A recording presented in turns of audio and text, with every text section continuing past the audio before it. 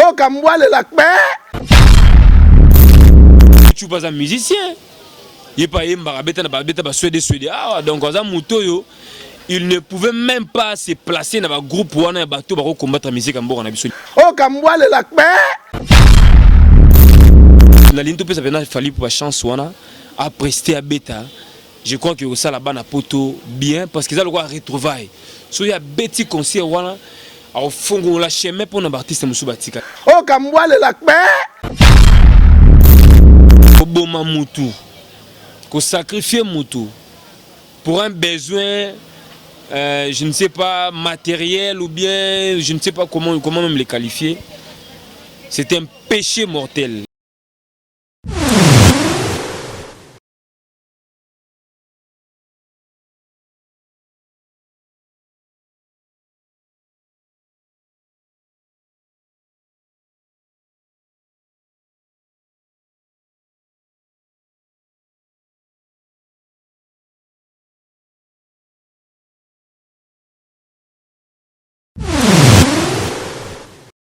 Mbote na bandinyo sur Lelo Makambo TV, comprenez, c'est bel et bien votre humble servante divine Ekofo, la diva de la presse.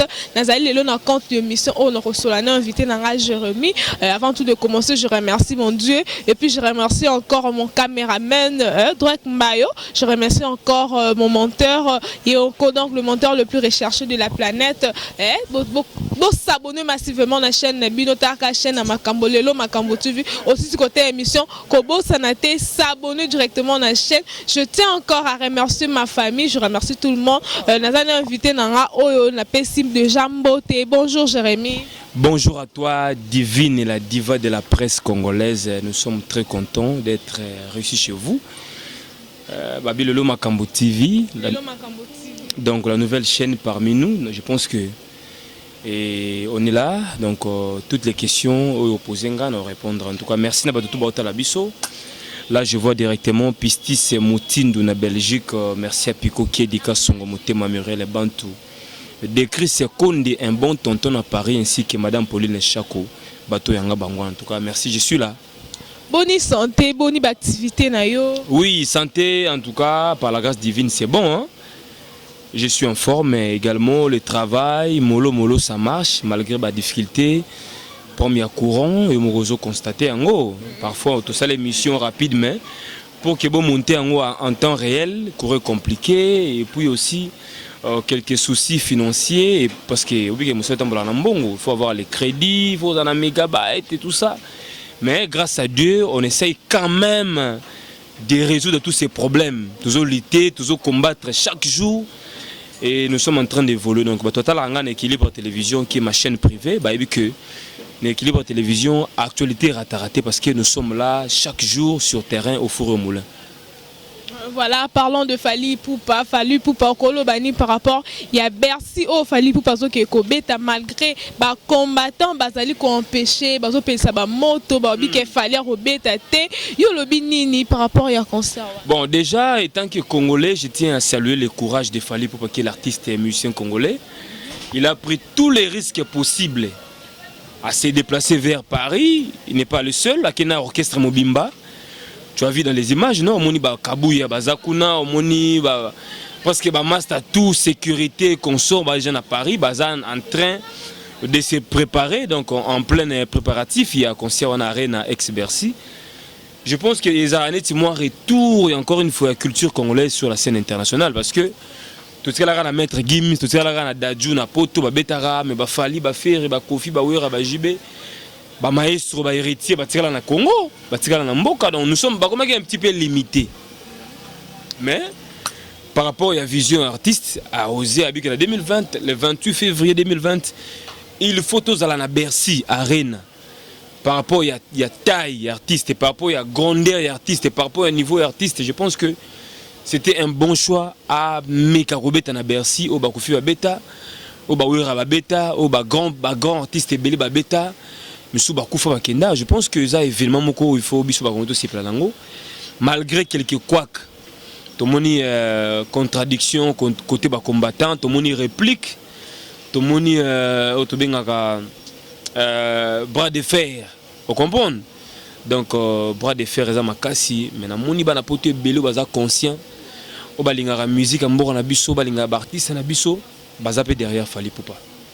Na moni ba soutien de partout bandeko baza na ba Luxembourg baza déterminé bana Belgique bana ya bandeko ba Londres bandeko ba Pays-Bas bandeko ba Espagne ba Italie même bandeko baza na ba mboka lokola ba Turquie ba Grèce o baza na ba mikanda na bango baza prêt ya Bercy wana ya Fally. Je pense que topé sa chance ba combattant baza banani zaka Bokechu commandant Esso na moi quelques aigris Bokechu baza musicien il pas yemba beta na beta ba Suède ah donc baza mutoyo il ne pouvait même pas se placer dans un groupe wana bato ba combattre musique mboka na biso libanda puisque yemoro déjà à la base as artiste et musicien. Alors tu habité Bokechu comme acteur politique ou bien c'est comment sa position peut être rater et le royal ingara payé banité combat en yeza na finalité té. Alors tu vois que donc il y a beaucoup de choses il y a à boire et à manger. Alors à mon humble avis na ligne topé ça venait Fally pour chance wana à prester à bêta. Je crois que ça là-bas na poto bien parce que ça le quoi retrouvaille. So il y a petit concert wana au fond la chemin pour un artiste musubatikali. Donc concurrence on est aux Zonga après Bercy comme à Zénith Olympia Montmartre et laisser donc on dit que poto et aux Zonga na rythme nango ya kala et ça serait aussi bien pour booster un petit peu notre musique ou souffrir ba mikolo belé. Donc c'est un peu ça. Voilà, merci pour la réponse. Tomoni sous confrère Nabiso Moko, Ken Piana, oh PIP, il fallait voyager na Fally pour permettre tout le monde qu'il fallait tikale non nakin, mais les lo Tomoni a commis déjà Belgique. Est-ce que quelqu'un a moyen à Fally pour ou bien ça mutu musus na yokele ma amemi? Bon, dire qu'il fallait que Ndeka kana Fally, je ne suis pas sûr parce que na liste bateau fallait qu'il na Fally à Zagité. Vous en avez preuve. Mais oui, parce que tout le monde a déjà la délégation comme à Paris depuis Kala. Tu n'as nulle part à communiquer que non, il y a deux éléments qui restent encore à Kinshasa. Ou bien une personne qui demeure encore à Kinshasa foyer. Bah ça là communiqué. Mais peut-être qu'il était rassuré, il fallait rassurer que tu après Monique et comme il a nous invité spécial par Robino Mundi Boumeye presse à Tika. Pas un programme. Parce que bah évidemment bon le gars Bercy Singara ça déjà grand OK na ba petit poussin. Hein OK na ba jeune leader. On peut savoir on peut occasion opportunité ba prester. Tu peux te rappeler encore une fois un artiste moro nigérien Wizkid à hauteur aux États-Unis de Paris a invité qui moi na mboka na biso à Inosbi enlever les rideaux beta kiango. Donc et comme bongo daju peut nga beta États-Unis naé a benga Gez Mawete.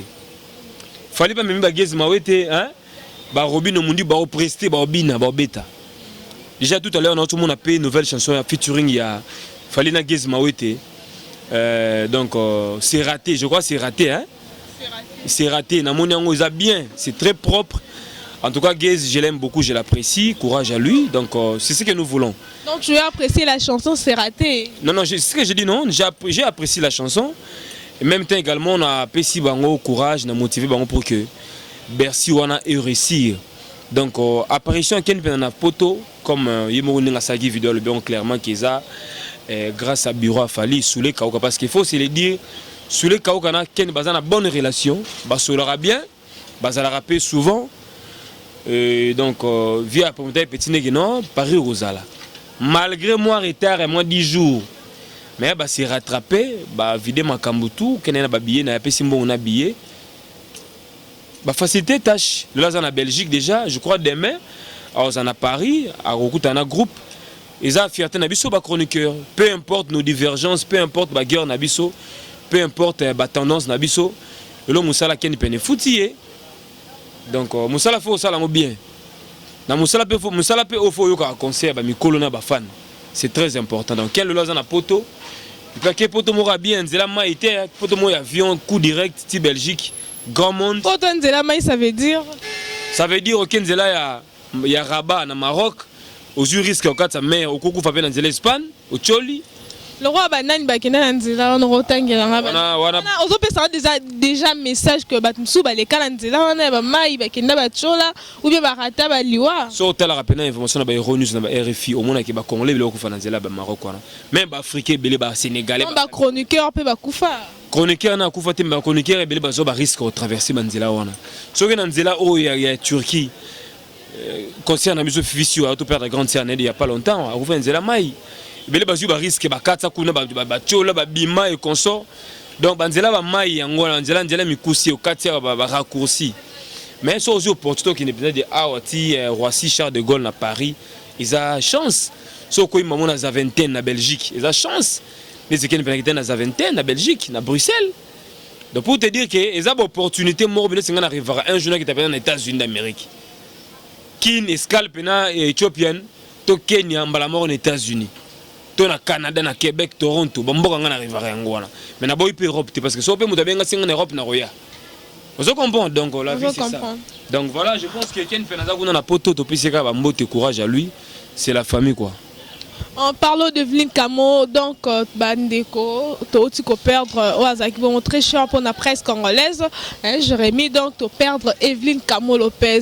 Et puis tout le monde a simaliwa Evelyne Camo Lopez. Moi, ma cambe, comme moi belé que non, la presse congolaise, beaucoup mi bombe, beaucoup mi bomana, beaucoup mi tiana na ba poison, beaucoup mi bois qui la na ba mbasu, bazo tanga kutu kombo ya mutu moko keza que yum tabomi Evelyne Camo Lopez. Tina et comme la famille na bango comme ba guerre et puis ba komi ko empêcher presse en ligne ba comme na lieu ya matanga parce que bino bozo tia buzo ba trop bozo finga bango bozo finga famille bozo finga bande ko biso ba mi benga ba professionnel bon ba ça na ba chaîne biso ya Congo oui na solo ba tu risques de me faire oublier d'autres points.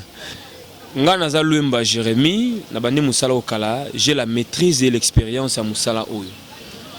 Na luka pena ko créer ba pitopal était na ba famille batou parce que la famille elle est sacrée. Evelyne Camo Lopez a une famille, c'est la base même ya vie ya mutu.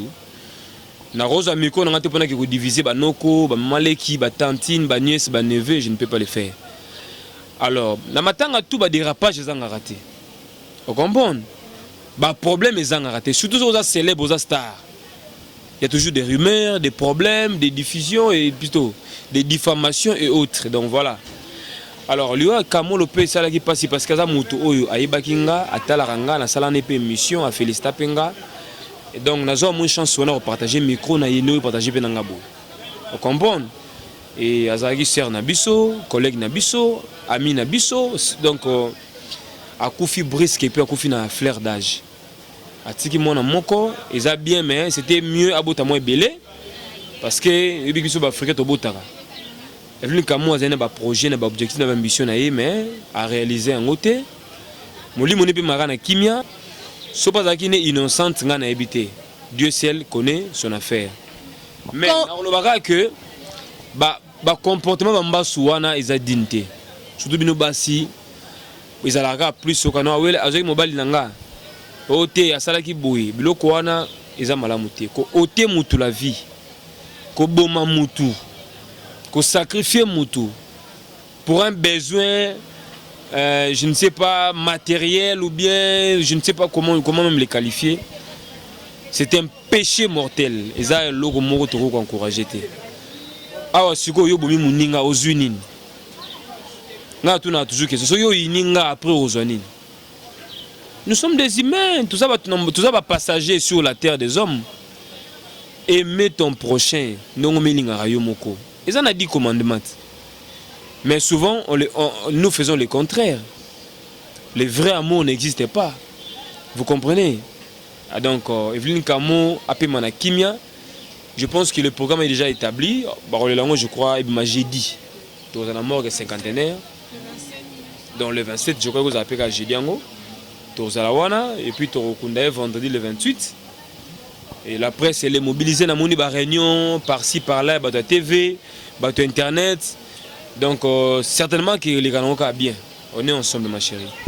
Voilà, belle réponse à répondre vraiment bien à la question. Nangatara, ndeka ba question ça yanga ba réponse y a vraiment. Azo répondre vraiment malade à la question. Et puis Jérémy La RDC pleure encore au Pazaki sous cher ande pour se pelsabiso na ba théâtre Dadi di Kambala. Après sa mort aux monde na makambu pezo bimaka kande pe Evelyne bimaki ba comédien ba kaboy na 2 cas papa Masumbu le brandé pe mpandi na e fiston sai pe mpandi na e wa kazimbo ngate na poche na ndeni koto pa zatimo bato ba bes comment ça makamba solo ma kazimbo pa maman Olive bambongo ngo pe bazo pe ba sala ngo pe lorote maman tout le papier vérité hein ezaka maman sala maman sunga n'est pas na ba moyen na ye maman za na vision na pour na bato na ye mais faut balinga d'abord obi que tout à l'heure avant to kutano awa na moni photo zo circuler vena biso Météo Masolo très gravement malade dans l'hôpital à Saint-Joseph transféré aujourd'hui donc Météo mbasu na yesusu ezongi lisusu